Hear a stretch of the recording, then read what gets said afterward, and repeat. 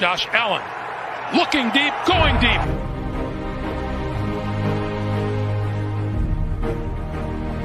To me, talking about the Bills, what else would you rather be doing? We're hoping to add a new dimension to the Cover One network. Slings it deep downfield, and it's caught inside the 20. Right now, I just want to talk about this championship level. I've never had a championship caliber team to talk about. I want to focus more on the storylines each week. What are the big stories going on with the Bills? What are thoughts, commentary? How do these things impact Buffalo? Deep drop. Deep throw. And it is hauled in for the touchdown. Allen deep in the end zone and caught for a touchdown. Play action. Allen.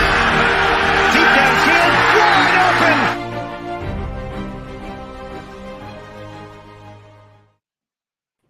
Welcome into a new edition of the Going Deep podcast. I'm your host, as always, Kevin Masseri, here with Mike Bunt to break down real football. It's real football time, guys. Lots to talk about. We had the whole Cover One team live from camp. Mike's got some great news and nuggets. We had an amazing time there over the last couple of days. Mike did a great job representing the Going Deep podcast. So really excited to bring you what we've seen down from the field, some news and nuggets across the league. And as always, we're going to bring the action. So welcome in, everybody. We appreciate having football back, and it's almost time for August. Mike, how you feeling today? I'm feeling great. Coming off a great 3-day weekend. Today was first day back at work, but hanging out with all the Cover One guys on Sunday and Monday, seeing camp both days. And then on Friday, seeing Matt Farino, Ryan Talbot. They have their great podcasts as well. So it's just a great time. Football's back, and the countdown till the preseason now officially begins.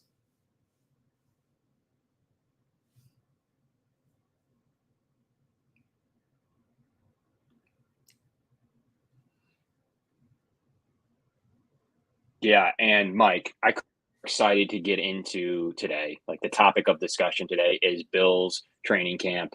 It's going to be some great news, some great stuff. I want to start with you, Mike. Give me the feel and the sense around St. John Fisher University as you guys are all there. Just talk to me a little bit about the feeling, the vibes. We're going to start there, and then we're going to start getting into some football. But tell me what it felt to be back and to have some normalcy around both the fan experience and what you're able to view as right there from the stands. Yeah, it was a really enjoyable experience. Sunday, crowd came in really early, huge lines at the gates, ready to see the Bills close up in person. Good weather both days. It was a lively atmosphere. It was actually a little bit toned down, I felt like, compared to previous years as far as how much the crowd got into it, but maybe that's just my sense of it. But fun atmosphere. And then Monday being a weekday morning, a little bit slower as far as the crowd getting there, but super enjoyable. We were on the main stands the first day, and then we went on across the field on Monday. So we got to take it all in. We had Chris there taking photos. So just fun to be back with Bills Mafia and really just taking it all in and enjoying some training camp. Yeah, and absolutely. We want to start right there. We are enjoying some training camp. I want to bounce it to you originally, and I want to get your thoughts, and then I'll chime in with some of the things I was able to observe from the home front as able, reading lots of articles, kind of viewing it from, my own way. So I want to start with you, Mike. Talk to me about what you were able to see just from your own perspective, talking with Eric Turner, with Greg Thompson, with Aaron Quinn, and anyone else there. What were you able to quickly take away from the first couple of days of camp? And let's hear what you're most excited about. So first off, it's great taking training camp in with them because I feel like I'm getting smarter just by being around them. They have so many great observations from things that casually I wouldn't pick up on by myself in the past. But the first thing, and it should be obvious, and I don't know why I didn't think it was obvious last week, the defense is ahead of the offense at this point, and that's to be expected. Even with an offense as talented as the Bills, you could tell there's some learning curves with some of the new offensive weapons as far as getting on the same page. Diggs looked good, brought down a couple nice catches. Davis also impressive at times, but the defense for the most part was ahead. There's a couple miscommunications. Guys like Cam Lewis made some solid plays back to back on Monday. Taron Johnson looking strong. You can see Von Miller with the speed off the edge, obviously not wearing pads, so not a lot that you can take out of it at this point. But you can see the reasons to be really optimistic about the defensive side of the ball. And then looking offensively, guys like Khalil Shakir, while he's not going to be a prominent player on this Bills offense, you can already see some of the promise that has fans excited about his potential. Obviously, we have Aaron talking about him having a lot of similarities to Robert Woods, and same thing with our air raid, our guys, comparing him to former Bills wide receiver Robert Woods. So that's encouraging, and you can see his ball skills are very impressive. He can turn his body and get to the ball from a lot of different angles. So that was impressive to see. James Cook, some good early reviews on him, but kind of just early camp stuff. It's really too early to get too impressed or too down on anything in particular. I guess the one big takeaway I would have so far was that Isaiah McKenzie started as the main slot guy, and then obviously Jamison Crowder sitting out the last two practices. So is it possible that Isaiah could be the slot guy heading into the regular season? We'll see. Still too early to tell, but there does seem to be an opportunity for him to possibly win that job. And yeah, so what I was able to observe, Mike, and what I was able to take in was a couple of my guys shining bright. We're going to start here on the defensive side of the ball. We're going to continue down that path and get into the O here in a moment. But for me personally, it's the shining of Von Miller, what he's able to do, and Gregory Rousseau. The early word from him is domination there. Only seeing single coverage right now. He's going to be an absolute force on the other side of Von Miller. And let's talk about the elephant in the room. That's how many snaps is Von Miller going to get? That was something that was quite frankly a topic of discussion. Is he going to see 50% of the snaps like a Jerry Hughes did? Is he going to see 70% of the snaps? Is he going to see 90% of the snaps like he wants? We talked about this on the show during the offseason, and all of a sudden, coming to fruition, I just don't think you pay him that kind of money and you entice him after all of those questions he had about where he was going to sign. I don't think you entice a big-time free agent by saying that you're going to give him a bunch of snaps, enticing him to sign here, and then going ahead and seeing him 50% as the regular season rolls on. It doesn't seem like you would want to do that because you don't want to hurt your chances of the last final piece next year, if there is one, anything down the road. So to me, do you think we're going to start on the defense? Von Miller, where does his snaps? We talked about it in the offseason, but let's talk about it now that it's time to go. Where does his snaps need to be? Not necessarily like it needs to be 95%, but tell me what you think it needs to be in order to be both let the Bills scheme play itself out, but at the same time, you got to have Von eat his and get his own his snap. So where do you think it should be, Mike? I think it should be around 70%, maybe a little bit beneath that. It could be give or take a few percentage points if you want to go between 67 to 73. I know that's a random number, but I think around 70% is fair. I know everybody talks about the rotation and that being the Bills' defensive strategy, but as some of the guys in Cover One have pointed out, McDermott in the past, when he's had a bell cow at defensive end and other stops, has used them more than 70% of the time. So there are exceptions to the rule if you go back to previous Sean McDermott defenses. And the truth about it is, who have the Bills had since Sean McDermott has taken over in Buffalo that has been a dominant edge rusher? You could say Jerry Hughes, but he really doesn't put up the sack numbers. And Mario Addison, he was solid, but there hasn't been a premier rusher on the Bills in recent memory to justify giving someone that high percentage of a snap count. And Von Miller's different. You're talking about a future Hall of Famer that has had a high snap percentage and a high snap count everywhere he's been. He's not coming to Buffalo to play 55% of the snaps. And I understand the people that bring up the sports science side of things, where yeah, the Bills are going to manage it. Yeah, I bet the Bills, if they're up 17 in a game in the fourth quarter, they're not going to have Von Miller on the field. They'll manage his snaps in those scenarios. But if it's a tight ball game, don't believe me, he's going to be on the field. He's not going to let the Bills coaching staff not have him out there. So I think at the end of the season, with how good this Bills team is, luckily they'll be in situations where they don't need to play him all of the time. But like Leslie Frazier said before practice on Monday, it's about finding a compromise between the two. And I think the Bills are going to let Von get a little bit of what he wants, because you don't want to upset a Hall of Famer who you're spending big money on over a long-term contract. And one of the things Leslie Frazier said in his press conference was he's interested to see how the rushers come in when they're coming in from the outside into the inside. Brandon Beane also alluded to it. How's that going to look? That's obviously a reference to Boogie Basham. That's obviously potentially a reference to Gregory Rousseau on their abilities to pop inside and get another defensive end on the field when you have guys like Von Miller on third down. So that's going to be an interesting wrinkle to the defensive line. And you already have, we have a lot of people talking about different players going on right now in our chat. But for me, it's a matter of you have a completely overhauled unit, like one that they really did spend time, effort, and money. And I'm hard to criticize them on the D-line because, quite frankly, they spent a lot of assets. They spent a lot of time, a lot of money. Every single year, it seems to be $100 million here, draft pick there. And it seems to just be just good, and sometimes a little bit less than good. Maybe there's stretches where they're a little bit more than good. But on average, 7 out of 10. We need to get up to that 8 and 9 out of 10 to really, Brandon Beane will say that to your face, that they needed to get down Patrick Mahomes. At the end of the day, we have the pass rush stats. We have the advanced analytics on pressures and what they are able to do on that front. But it just didn't translate.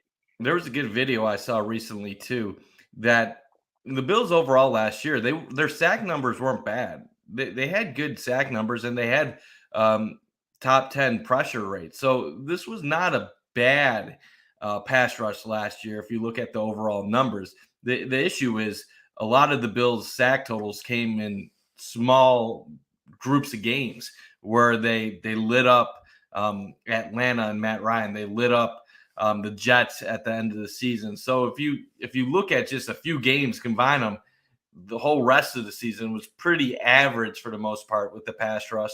The hope is that Von Miller makes a tremendous defense, frees up Ed Oliver, guys like Daquan Jones lets linebackers eat when they need to, and hopefully Greg Rousseau makes a big sophomore leap. And I think all of that is possible. Will it all happen? No, but they're all things that could happen. And you're obviously hoping that an AJ Epineza or a Boogie Basham can have a little bit of a leap. You're not expecting either of them to be great by any standard, but you're hoping that they can become solid players with some development.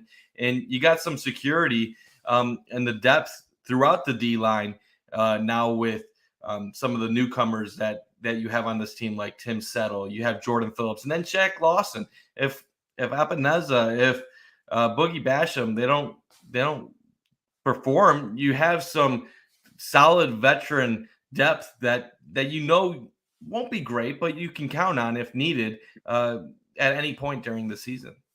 Yeah, and you got, you're all pro safety saying, and I quote, so those guys up front, they're working.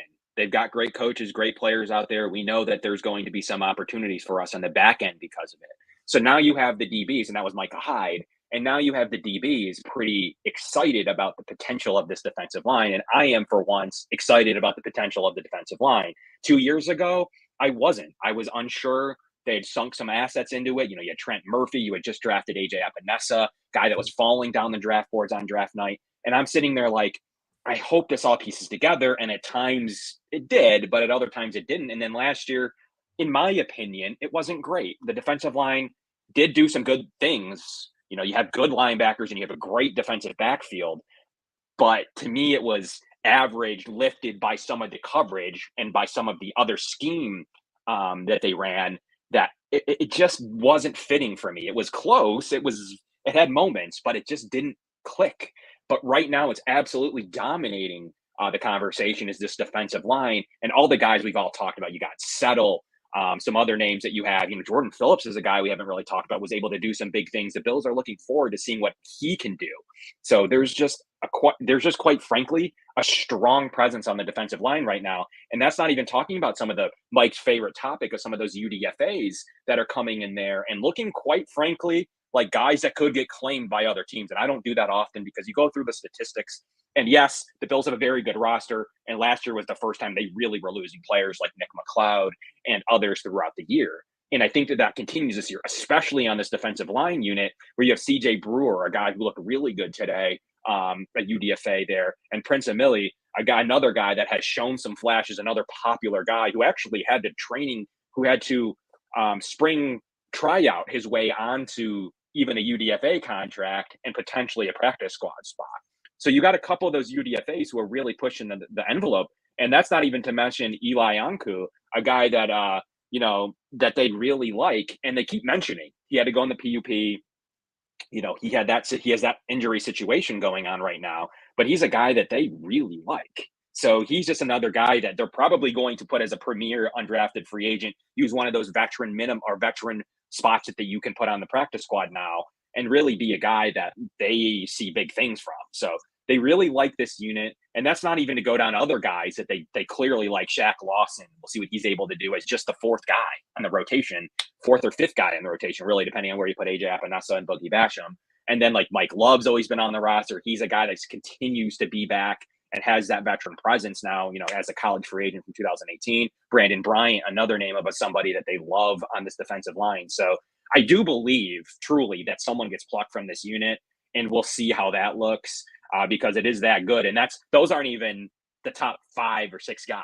So you have a bunch of names competing for, they might need to make a spot there, but if you have Prince and CJ Brewer continuing to play well, they don't have the roster spots. They're going to want to keep these guys, and absolutely they like more homegrown practice squad guys than other regimes. And you don't need to go to sign 10 other guys across the league because your depth wasn't good enough. We saw during the pandemic that the Bills really do try to keep these guys on the roster, and this is a unit that they absolutely will do that with. Kingsley Jonathan, Prince Emili, CJ Brewer, Daniel Joseph, Mike Love, Eli Anku, and beyond. So there is a solid, and those are just literally the third teamers. So there is some solid play here, and it's finally coming together to me with a good mixture of guys and not just guys playing out of position all year. And, you can finally get the best out of. Now we'll go to the starters and Daquan Jones and Ed Oliver being able to do what they're here to do, and Gregory Rousseau and Von Miller on the outside. That's a scary unit, and that's much better than the unit they put out last year with. And I like Mario Addison, but the Mario Addison connection, obviously the Star Latulele, whatever was going on there, Ed Oliver had to play a lot of different, wear a lot of different hats last year. And then the Jerry Hughes and, the F.A. Obata rotations that were going on. Quite frankly, I would have preferred to have really any of these backup guys at times over some of that unit. So it's going to be a good unit. I do believe you need to give Von Miller, as we've seen, 75 to 80% of the snaps. I don't believe you can go below that. He's that good. You're paying him to do that. And I do believe you'll have situations against teams where he can see 50 to 60% because, quite frankly, he probably won't play in some fourth quarters. Let's hope that's the case. So that will dip him down to 50%. But I want that to be circumstantial. I don't want that to be the regular, the routine that he sees 50% of the snaps. Yeah, that's not why you signed him. Yeah, no chance at all that he comes in to play 50% of the snaps. I agree with a lot of what you just said. I think this defensive line is vastly improved compared to last year. That being said, I don't think they were bad last year. They weren't a bad defensive line. Their numbers were decent overall, pass rushing. They were decent against the run. So it's not like they were a bad defensive line. I just feel like it was an area that they could get better at. And on paper, it looks like they are improved. It's not a guarantee, but on paper, it seems like they are improved. Obviously, losing Harrison Phillips, that's a talented player that you let go. Mario Addison, Jerry Hughes, those are good players, but they were getting older, and you wanted to get an upgrade. And it's impossible not to say that Von Miller is an upgrade. And I think we're banking on guys like Tim Settle, Jordan Phillips, Daquan Jones, Shaq Lawson, the combination of those guys. And then some of the young guys making us up. I think we're banking on all of that combining to equal a better product. And it's like what we said last week about balance. Balance isn't always on offense, passing 50% and rushing 50%. It's being able to have the guys to face almost anything and being able to attack it on offense. Well, same thing with defense. You want a versatile defensive line with different players that can attack different things. And now with you got a guy like Settle that is going to be a strong interior rusher. Hopefully, you have a guy like Daquan Jones that can eat up space. Jordan Phillips is back, another guy with a past history of being a solid rusher.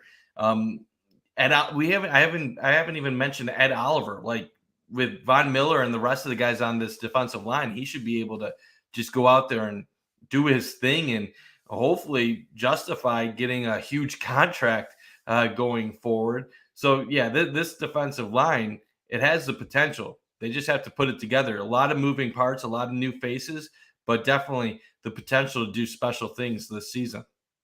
Yeah, for sure. And, obviously anything comes with, yes, we're waiting to see pads. That is the number one thing that even Brandon Beane mentioned. Eric Turner is a big proponent of this too, of needing to see pads. I know that's one of his biggest points, but I do think you can still take away something about what they're able to do. To me, I still think it's impressive how good the unit has been. And I'm continuing to see in all the rave reviews, Tremaine Edmonds is mentioning how good Boogie Basham has been. And it isn't just like us observing this on our own. It has just been, you have the DBs like Micah Hyde and Jordan Poyer shouting it out. You have the linebackers like Tremaine Edmonds shouting it out. I think there's a little bit more to it than like liking some UDFA star that you might think will be good. But I think there's a little bit more to, how good that this unit could be. And they absolutely need it, because they need Rousseau to be good. They need Basham to be good. Obviously, you have Von Miller, but you need some of that second, third, even fourth tier rushing ability, Shaq Lawson, Jordan Phillips, to come in and do more. I mean, that's quite frankly, yes, we can point to 13 seconds. Yes, we can point to should of that kickoff gone through the end zone. Should it have been kicked short? What should have happened in those situations? Could the defense have, done this or that? If they get him down, it doesn't matter. And it's easy to sit here and say that in hindsight now. But I do believe Brandon Beane said, we just didn't get down the quarterback. This is going to be a unit that's going to be there and be competitive. And I quote, you see a lot of these other guys playing at a high level. This is Tremaine Edmonds. Hats off to Greg Rousseau, Boogie Basham, and a lot of the young guys that put in hard work this offseason. It's showing out there. They're stronger, faster, and they're playing more competent. That's ultimately going to help this defense out.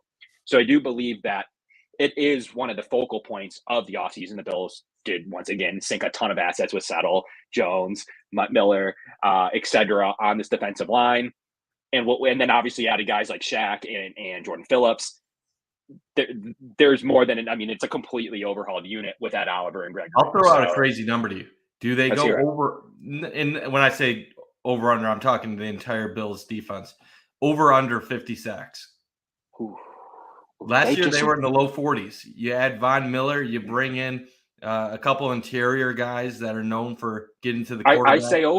I say over this year. I think this is the year they go over. This is the unit they spent money on, Mike. And I believe that they go over on it. Because that's an elite number. You go over 50, you're talking 3 I think they need to be over to be where they want to be. Will they be? We'll see. But I think they need to be to win it all, to be at least to the AFC Championship game and beyond. I do believe you need to see that number.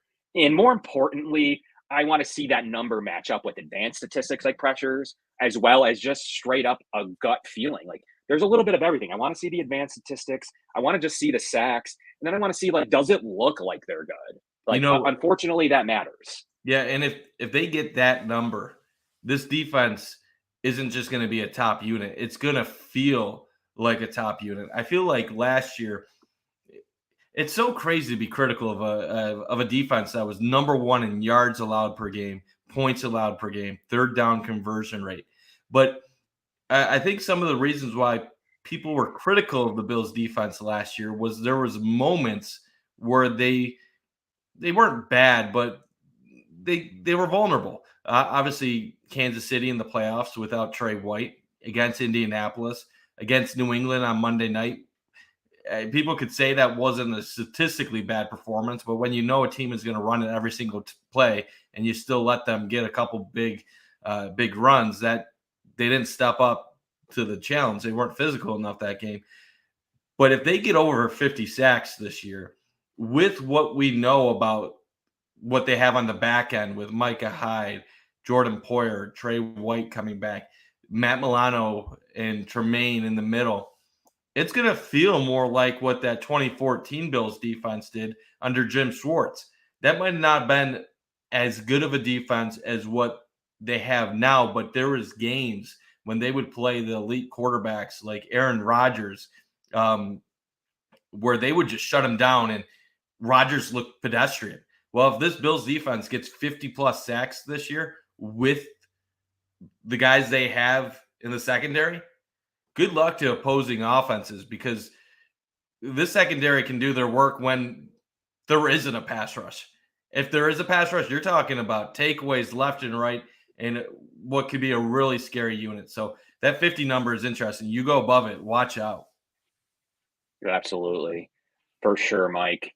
And, we really appreciate the ability of all of our show sponsors. This show is brought to you by Underdog Fantasy. Use promo code COVER1 to match up to $100 on your first deposit. Underdog Fantasy is just a completely different experience. It's just, quite frankly, a really good time. We have a lot of different chats going. We have a lot of different drafts going.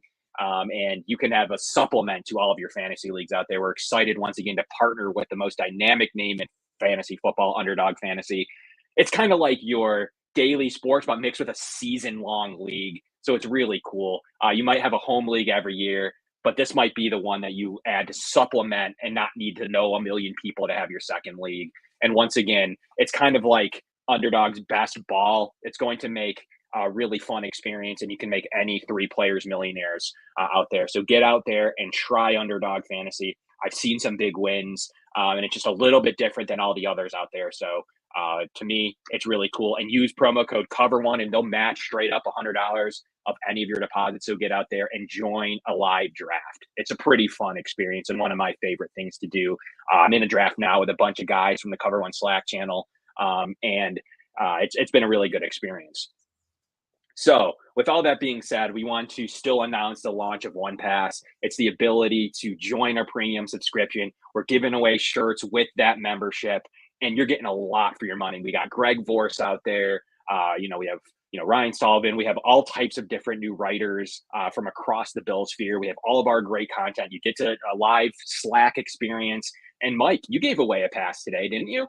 Yeah, Alex. I don't know his last name because his Twitter handle doesn't have it, but a nice guy, Alex, won a free 1-year premium subscription today. We're encouraging everybody to keep an eye out on our accounts because we are, like Kevin said, giving away some stuff. So make sure to follow Kevin at Kevin Masseri, me at Mike Bunt, at Going Deep Podcast for our shows, and obviously at Cover1. A lot of stuff happening right now. We're gearing up for the season. Exciting time. And unlike some of the traditional media that has been limited at camp by what they tweet, we had some nice updates the first 2 days of camp, and some of our guys are going to be scattered throughout at different practices. I'll be there on Saturday, and then the return of the red and blue practice at the stadium, I believe August 5th. So make sure to follow all of the guys at Cover1. We have you covered. We want to keep everybody updated with everything going on with Bill's training camp.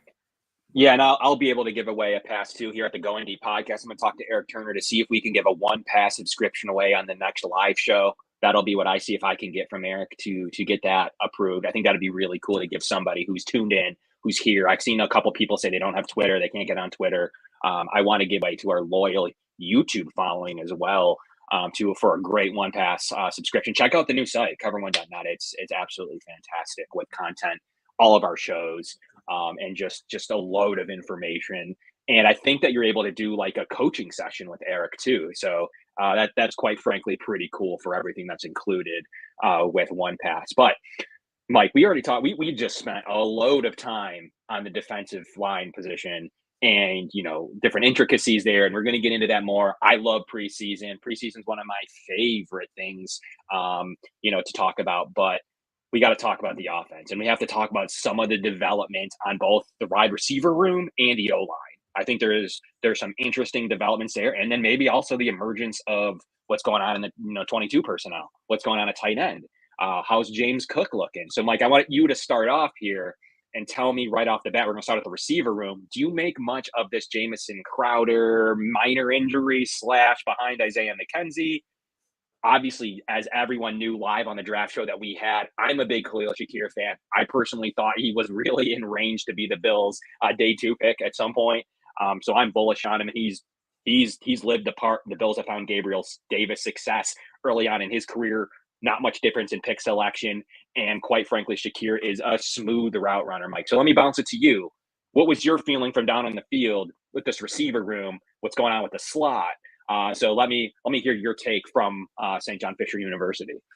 Yeah, it's really intriguing what's going on right now at wide receiver. Don't know too much about Jamison Crowder, Isaiah McKenzie, who has the edge, but especially with Crowder missing the first 2 days. But you do feel like that might give a slight early advantage to Isaiah McKenzie. Just the fact that he already has the familiarity playing with Josh Allen and being part of this organization while Crowder's a newcomer.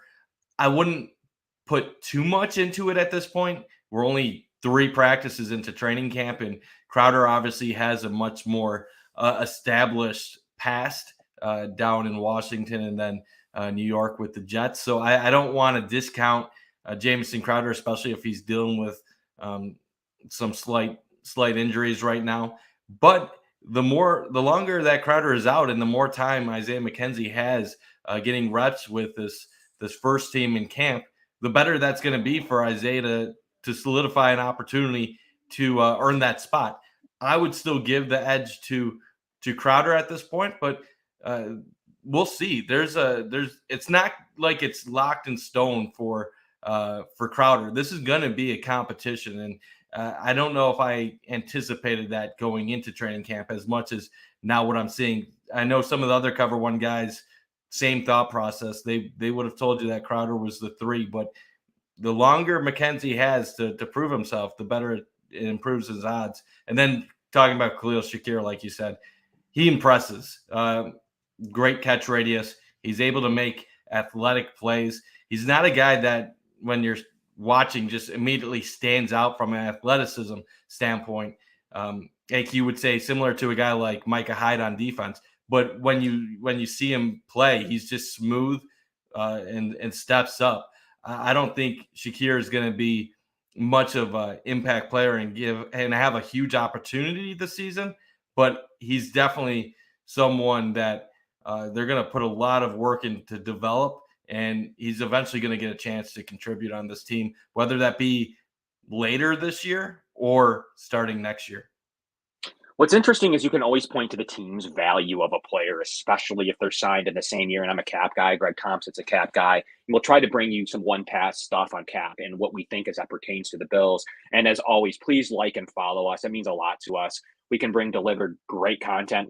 Please review us. I know I've already seen some on Apple Podcasts, 5 stars. That would mean a lot. But the cap is interesting to me because the Bills actually gave Isaiah McKenzie more money than Jamison Crowder. So we can sit here and say Jamison Crowder is the number 3. A, early on, doesn't point to that. B, the money doesn't point to that. So at some point, maybe it isn't what we thought it was. And I was one of the first people to say, like, is he a guaranteed? I think he's on the roster, but is he he's going to make the roster spot? It's just not a guarantee at the 3. I still give him the edge, though. But if you have McKenzie, who's not doing any special teams right now, if you have him on the roster, you have Khalil Shakir, who's been playing good on a rookie contract, a guy you wanted to continue to develop, is on the roster. You have a guy like Jay Kumaro here for special teams on the roster. I mean, at some point, like, does he value as the 5th receiver or even call him the 4th receiver? Maybe. So that's what we have to determine throughout the season. But the salary cap right now, you signed in the same season, you signed 27-year-old Isaiah McKenzie to 2 years, $4.4 million. And really is a 2-year deal. I don't see the Bills moving on unless something happens. I don't see the Bills moving on from that deal. It's a pretty good value there. They have that through next year as well. And then you have Jamison Crowder at just a 1 for 2. So to me, it's a complete battle. And then you had Cole Beasley stuff come out today about how, there was potential maybe he would look into coming back to Buffalo. Maybe he'll go to New York. There's all types of different, and if this unit, like say Crowder gets hurt, which he's been known to do, and McKenzie isn't what he is, I mean, there's I wouldn't discount the fact of the Bills continuing to make upgrades, as Brandon Beane's already said he's bringing in guys on workouts as well throughout training camp, and they're not sheepish to make these moves, and they're certainly not shy to make a trade. So when it comes to this receiver room, there's nothing yet that shows me it's Jamison Crowder's job. I do, like Mike, I do believe he's on the roster. I'm not 100% though. I'm like 90%. I'm like 85 to 90% that he's on the roster. It's just with all the defensive line positions. It's just with, maybe wanting to keep another tight end. It's just at some point, like if he loses the battle to Isaiah McKenzie, does that mean he is going to be an active scratch? I don't know. It's going to be interesting to me, and I think that this all comes to training camp. You could even split it up. You could split it up too. You could split it up. They both had. See that's the thing. I think your top four is pretty much solidified regardless. So to me it's not does Isaiah McKenzie or does Jamison Crowder make the team. They're both making the team. It's just who gets the starting spot or who gets that spot to start the season. So right now, Isaiah has possibly a slight edge, but that's just because Crowder ain't out there. Once we see them both out there and we can start comparing them a little bit more, we'll have a better idea come later in camp, preseason time. And we'll have a good idea by the time regular season is ready to get underway. Right now, we're making huge observations off of 2 open practices and 1 closed practice, where the media was limited what they could actually tell you what was going on. So yeah, we'll see. Either way, I think the Bills are in good hands. McKenzie is a guy that a lot of Bills Mafia is high on. They believe that he has some untapped talent that, for whatever reason, has only come out in 2 or 3 games out of 6 seasons worth of work. Love Isaiah McKenzie. I love him. Great personality. I think he's a great gadget guy. We'll see if he can take over as a main slot guy in that role. It's something that no team up to this point in his career has given him the opportunity to do. So we'll see if he can take on a role like that. The reason I say I believe I trust Crowder more is because he's been doing it for a long time already, and with good results on top of it. So that's why he gets my edge, but he's the newcomer. McDermott, Beane, Bill's coaching staff, they like their guys. And if you're an outsider, you're going to have to prove yourself to earn your spot, unless you're a guy like Von Miller, who obviously doesn't need to earn it. He had it the moment he signed and put pen to paper. Fair enough, Mike. But I have to riff. I mean, you got a chance to, but I have to talk about my guy a little bit more in Khalil Shakir. It's a guy that I have big expectations to kind of wrap up the receiver room, at least for me. We'll get into some of the back end of the roster guys as well. To me, I'm a big Mike will keep me grounded, but I'm a big UDFA guy. I'm a big draft picks guy. I'm a big what is going on from 5th to 8th receiver. That stuff's really interesting to me. What's Tavon Austin looking like? What's Isaiah Hodgins doing? And Marquise Stevenson. But first and foremost, I got to riff about my guy, Khalil Shakir, the Bills draft pick. They traded up a little bit to get him early in the 5th round, really only a few picks away from where they drafted Gabriel Davis. As I've said on other shows, the Bills have referenced the fact that they may have taken him way earlier if they had a pick, that they had him valued a lot higher than where some of the other guys went. And he's looked the part. He's a guy that I have great expectations for, that has no need to be forced into a role. He can play a lot of everything. He's produced at a high level. And quite frankly, I think the Bills are in great shape having a guy like Khalil Shakir. He is exactly who you want behind your starters. He's exactly a guy that, if needs to be called upon in game 5, game 8, at any point, I feel pretty comfortable that on a 1-game basis, he could come in and get the job done. And boy, neither of us have mentioned what Gabriel Davis could do for this offense. A full season of Gabriel Davis, 2 great years, coming off one of the best games in playoff history, straight up. You don't have one of the best games in playoff history and then not quietly one of the greatest games An NFL playoff history. Straight up did everything in that game. Shook DBs out of their shoes. Deep catches. Absolute perfection in his route running. And he's coming back jacked like DK Metcalf. Like, at some point, like, you just can't cover this offense. Like, it's just unfair, the 22 personnel that they're going to run. Bringing already good run blocker and Gabriel Davis into the game. Putting Stephon Diggs on the sideline for a play and thinking the Bills are going to run the ball. And as Greg Thompson said, spreading everybody out with O.J. Howard and Dawson Knox and Gabriel Davis and James Cook. It's just a scary offense. And then you have Josh Allen could do whatever Josh Allen wants, straight up from catching the ball to running it to diming it to anybody on his roster.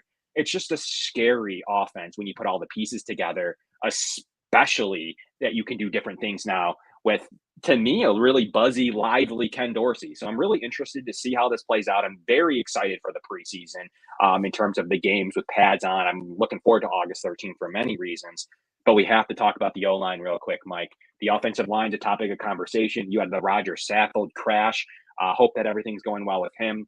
It's some broken ribs. He's supposed to be able to be okay at some point. They're expecting him back for week 1. But that leads to a lot of different transition in that offensive line, leading to a Cody Ford first team sighting, as well as some David Quesenberry in the lineup too for Spencer Brown. So there's definitely some better depth on this roster at the offensive line position than maybe in years past. And that is with some injuries, like Butker's down. Obviously, you have Spencer Brown kind of rehabbing a little bit. And then you obviously have Roger Saffold down. But the unit gets to step in some veterans who had some good and a lot of playing time there. So it's going to be interesting to me what is able to get done here from this unit that is a little bit deeper. It's a little bit more veteran. I personally like what Greg Van Roten can do on a backup front. Not looking for him to be the best guard in the NFL. I'm looking for him to be good depth on a roster that needs it. So to me, I think you have a lot of good value as your backup veterans to your starters. So I'm pretty excited to see what this offensive line unit can do. Anything that you saw from that, Mike, at camp, anything you heard from Eric, anything that you were able to take away from what the Bills were doing with a really in focal Cromer? Like what did you take away from what the Bills offensive line looked like? And really any interesting players in, players out, whatever you guys were able to see. Yeah. So first 2 days of practice, really hard to take anything away from offensive line, defensive line, especially no pads on.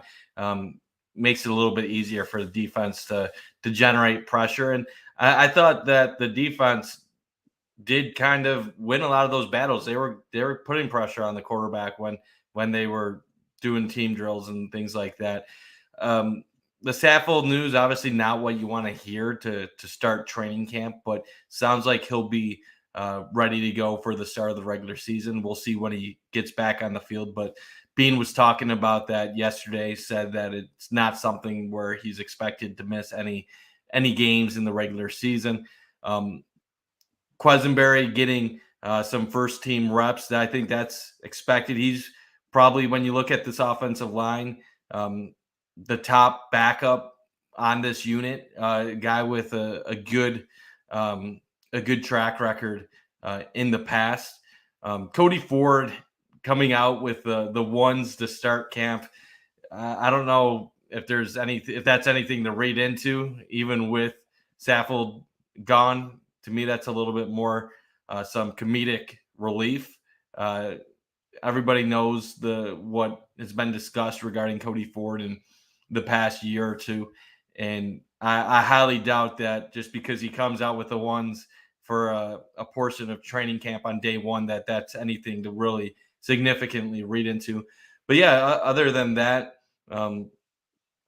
just waiting for them to get the pads on. It's definitely nice that they have more depth pieces available to where if a guy or two goes down, you don't feel like the line is instantly in over their heads. They have enough guys that you can trust that have the ability to step up if needed, even with Tommy Doyle getting some play with the one. So I like these guys. I like the unit, but it's really hard to talk about them until we see them go up against the defensive line with pads on, because right now you really can't take anything away from the first 3 days, anything significant. For sure. Yeah. I mean, I know, Mike, you're a big proponent of let's temper the expectations. It's 2 days in. The UDFAs all stink. They're all not going to make the roster. Who cares? But the running back room is something that I definitely. I didn't say all the UDFAs. Okay. You didn't say all the UDFAs. Just not all. Don't spend a lot of time worrying about the possibility of maybe one UDFA making the roster, and it'll end up being a guy that you didn't even hype in the first place. Probably not you. Lineman. I'm talking about in general. Yeah, it's possible. But the running back room's been great, Mike. That's something that has been said.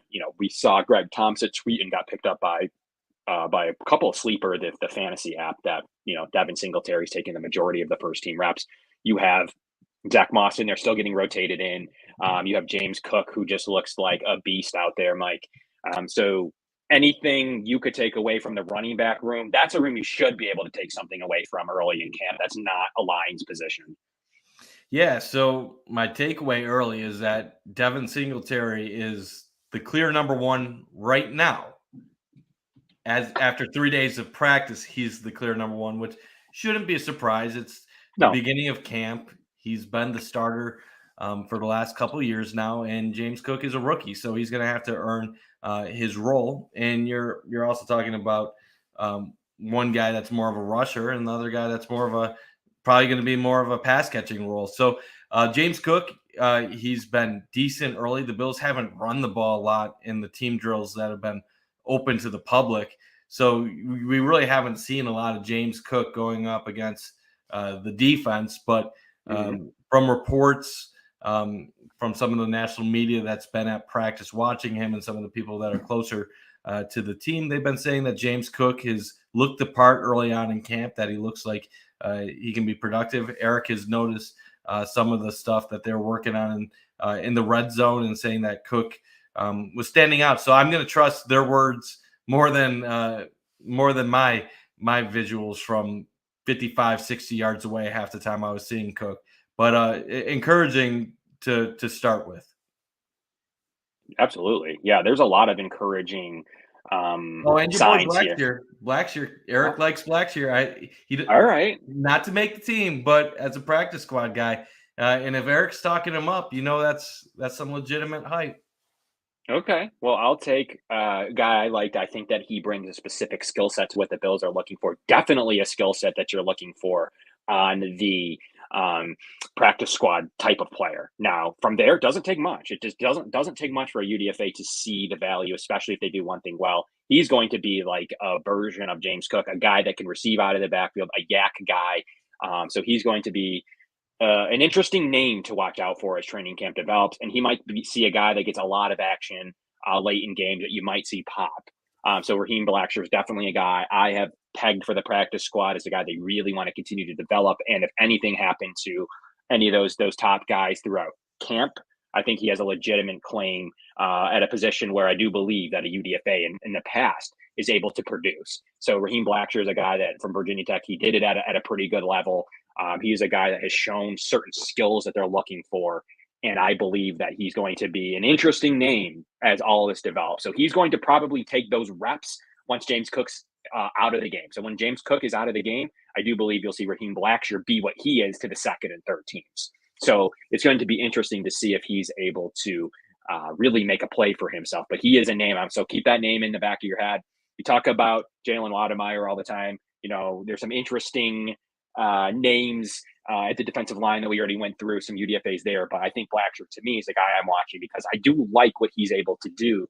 And he's really specific in nature. So he's a guy I'm going to continue to watch in training camp throughout the preseason. And we'll see if that goes anywhere or if at least he can make a priority spot on the practice squad. So Raheem Blackshear is a guy that I'm calling out, and we're going to continue to watch and continue to be a focal point of my UDFA search. I'm going to call this segment going forward on the Going Deep podcast, Kevin's UDFA segment. I might even make a little graphic, Kevin's UDFA segment, just so that Mike can sit there and shake his head at me as we break down some of the just UDFAs. But that's awkwardly wondering what we're doing. Yep. Just awkwardly be like, yep, that sounds good. If Kevin gets a UDFA segment, I should get a Maction segment where I talk about the best prospects in the Mid-American Conference, and then we'll have no viewers at the end of our shows. Oh, we're not. We could do that on the Bills roster alone. I mean, you got a couple guys you could talk We about, do. and especially at the H-back, full-back position group. There's a couple of guys you could always talk about there, Mike. So there you go. Yeah, Maybe Gilliam, you could. Cam Lewis. Yep. There's Matt guys on the Bills. Yeah.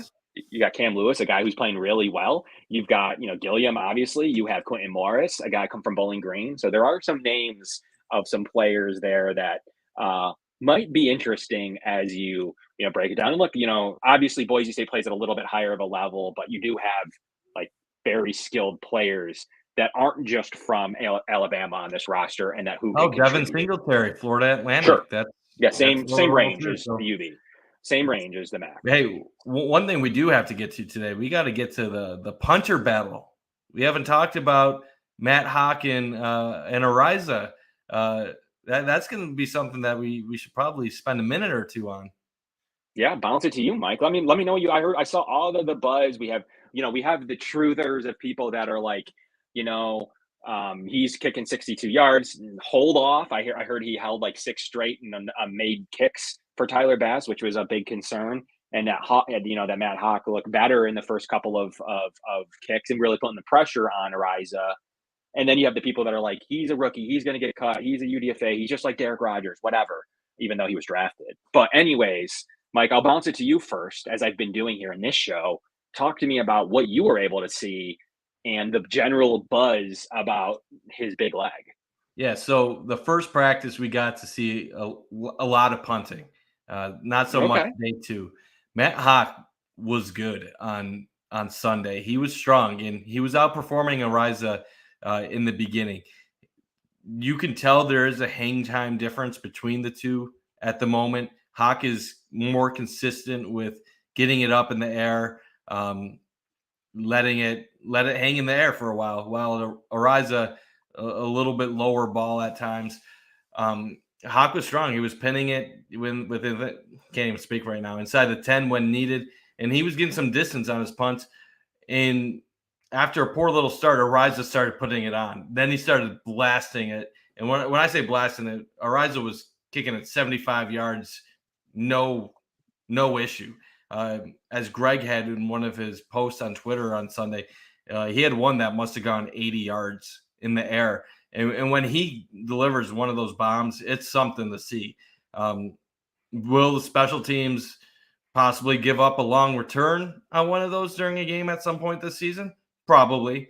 But I think more often than not, you're going to capitalize and you're going to have a strong net overall if you're kicking the ball 60-plus yards in the air, depending on the situation.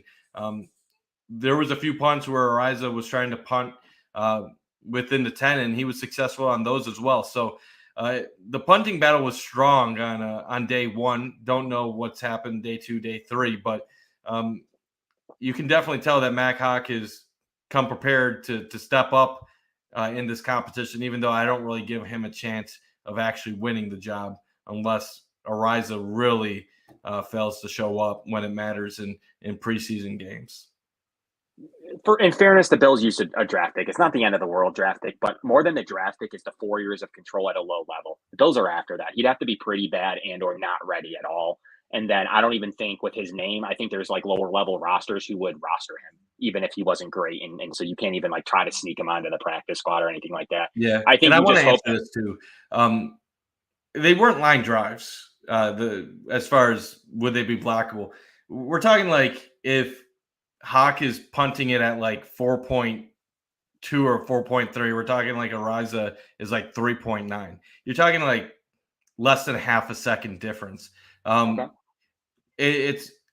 But you're going to have different trajectories. I mean, Hawk is going up high, but he's not getting the distance. Ariza's punting it 15 yards, 10 yards further. So, yeah, it's a little bit lower, but Ariza can really, as everyone already knows, can really kick the crap out of the ball. But it's not something I'd be worried about him getting blocked in a game in the NFL. It could happen. It could happen to any punter, as we saw last season. But I don't think that 0.2, 0.3 seconds is going to be the reason why I would give Matt Hawk the job over a Matt Ariza or vice versa.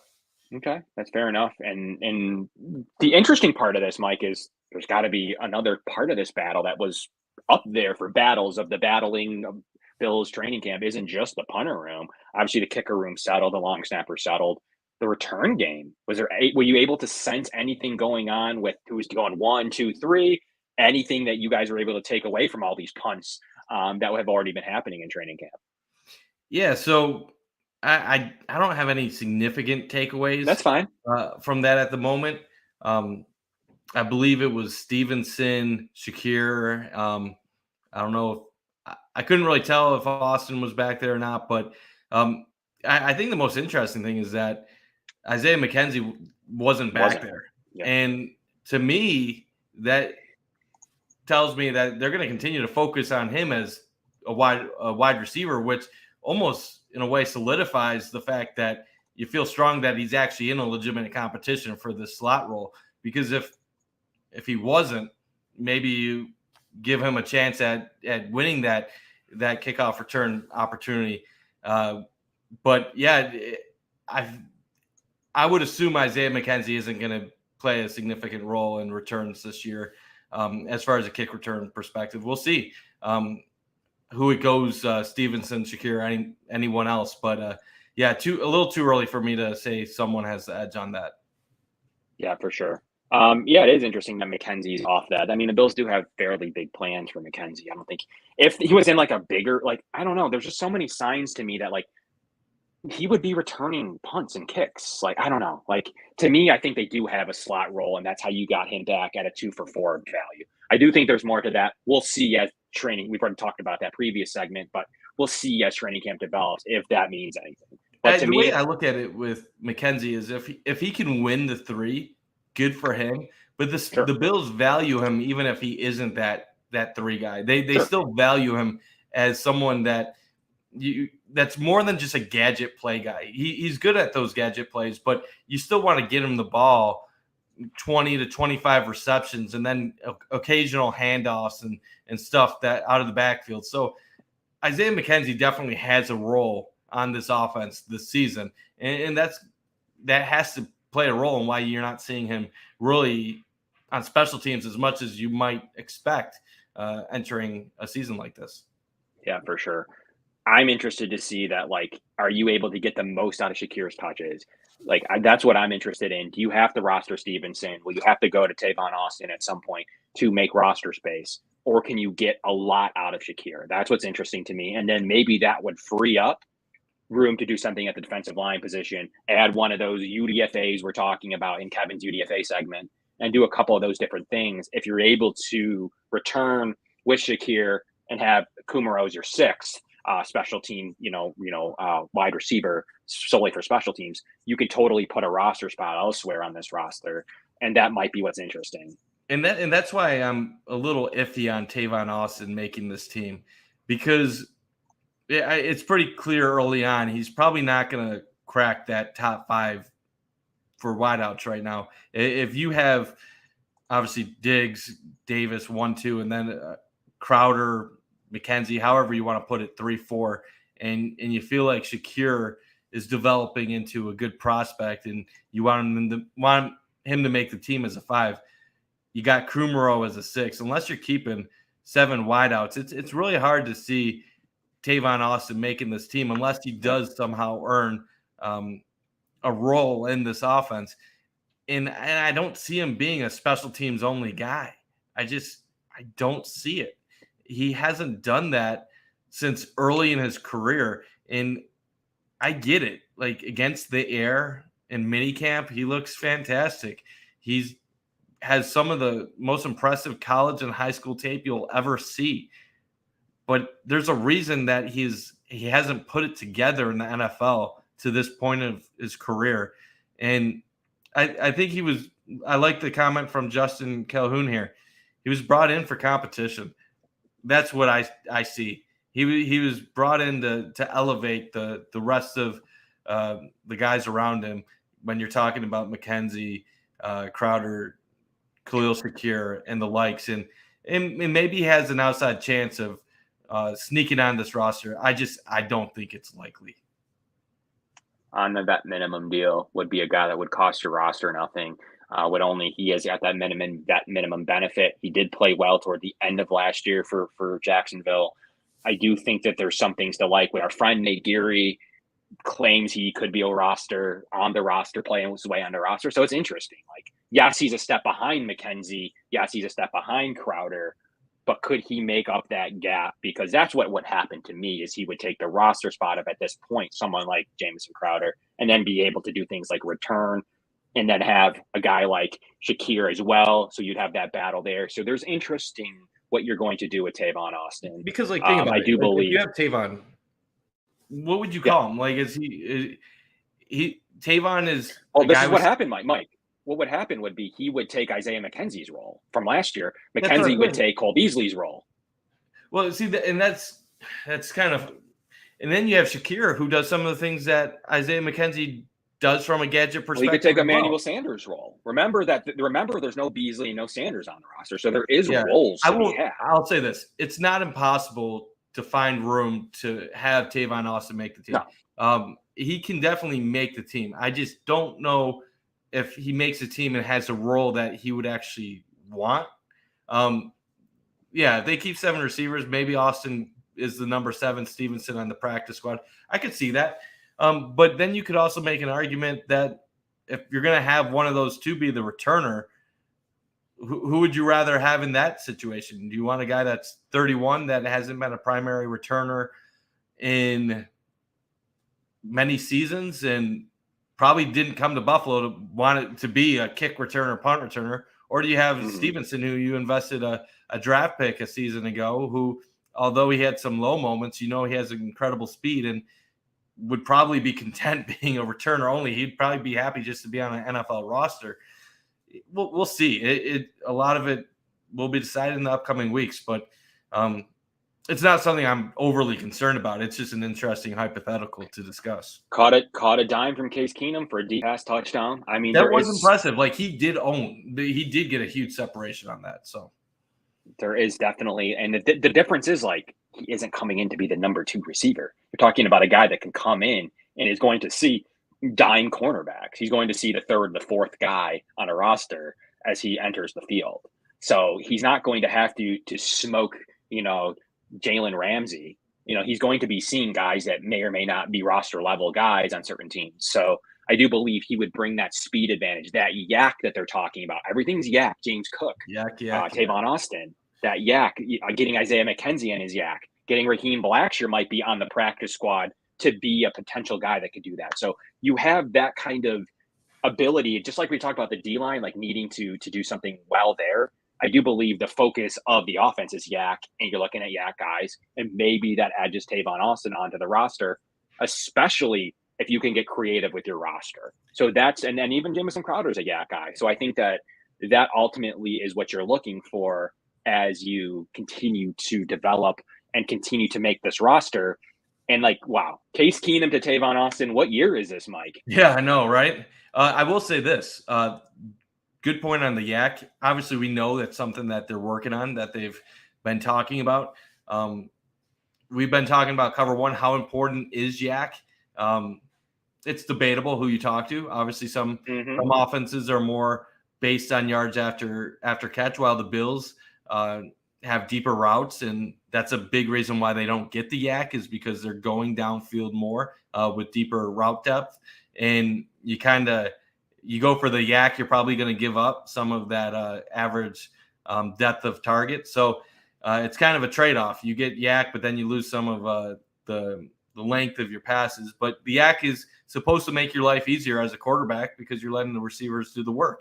And Josh Allen made a great point, saying he views yak as a quarterback stat.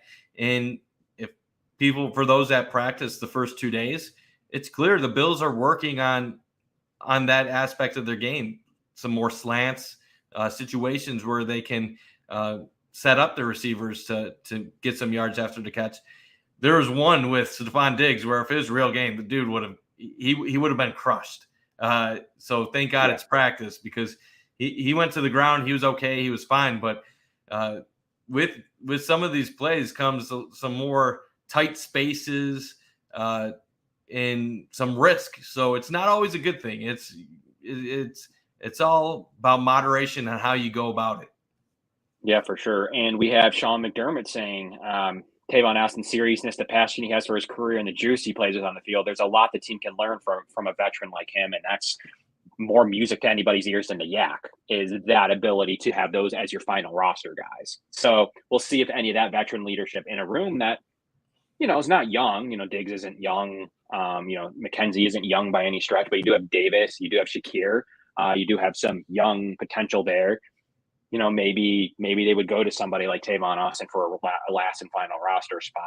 To me, it's an interesting point.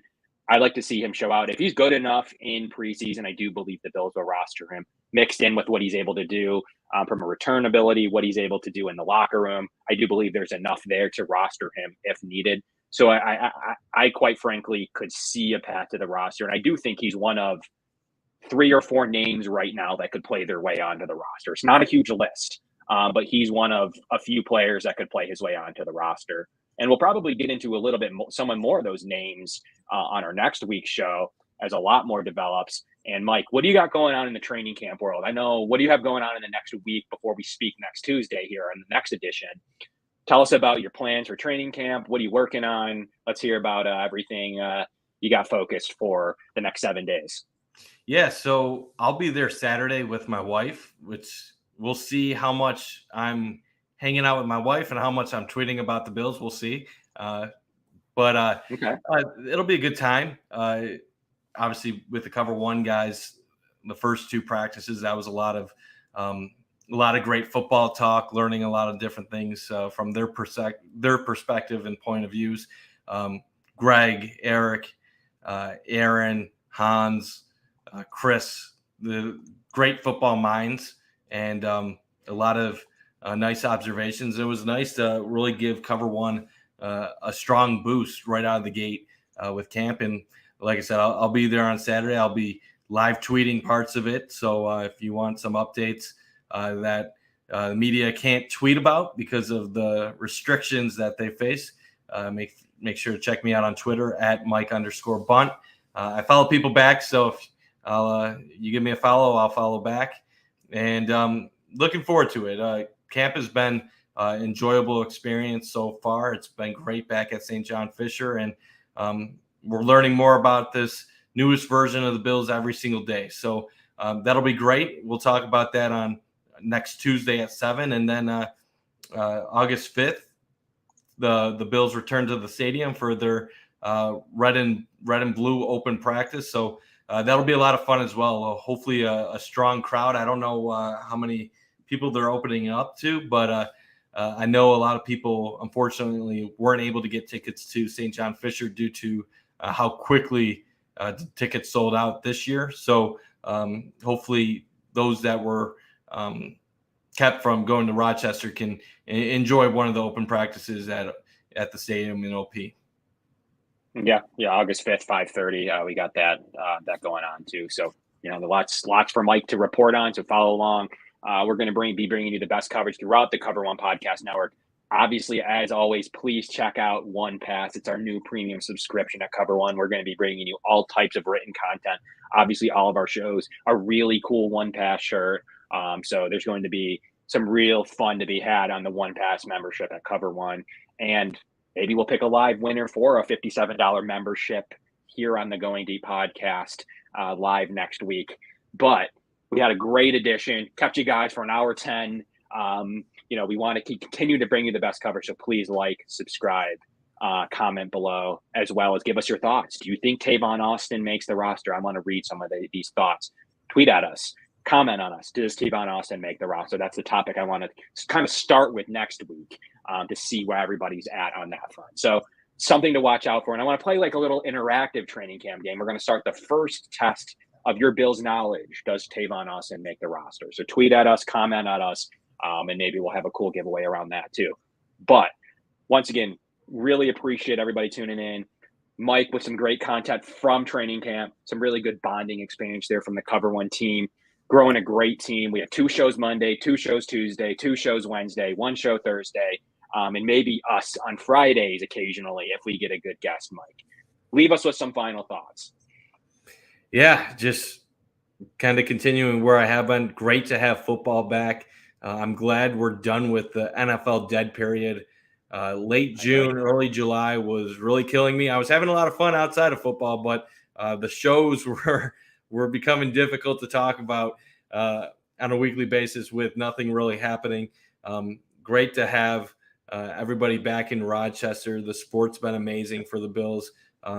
Cover One team is doing great work right now. Make sure to check us out on the website, our podcast, tons of great shows, content all around. And right now, like, does it get any better than having a Super Bowl favorite entering a year with high expectations? You have a young franchise quarterback, the best defense in the NFL. You're adding to it with Von Miller. Fans have had so much to cheer about the last couple days. Just seeing Stephon Diggs at his first training camp at St. John Fisher, Von Miller wearing the red, white, and blue in Buffalo. Josh Allen now a superstar. The last time Josh Allen had a training camp at St. John Fisher, he was an unknown commodity. So the fans are really getting gifted a tremendous experience. The last time we were all in St. John Fisher enjoying the Bills was 2019. They were coming off a 6-10 season. There was more questions than answers. It's just great right now to be following a team that has a ton of hope and really carrying Buffalo on its shoulders. So nothing but excitement as we get closer to the regular season. And maybe you have it from Mike. As like I say in my intro, where else would you rather be than covering a team with championship aspirations and championship talent? So with that being said, we appreciate everybody tuning in. Like and subscribe. We'll catch you on next week's Tuesday at 7 p.m. edition. And from the Going Deep podcast, Kevin, Mike, we'll see everybody here next week. Josh Allen looking deep, going deep.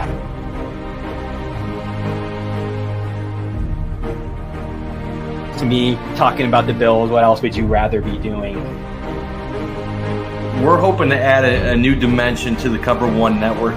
Slings it deep downfield, and it's caught inside the 20. Right now, I just want to talk about this championship level. I've never had a championship caliber team to talk about. I want to focus more on the storylines each week. What are the big stories going on with the Bills? What are thoughts, commentary? How do these things impact Buffalo? Deep drop. Deep throw. And it is hauled in for the touchdown. Allen deep to the end zone and caught for a touchdown.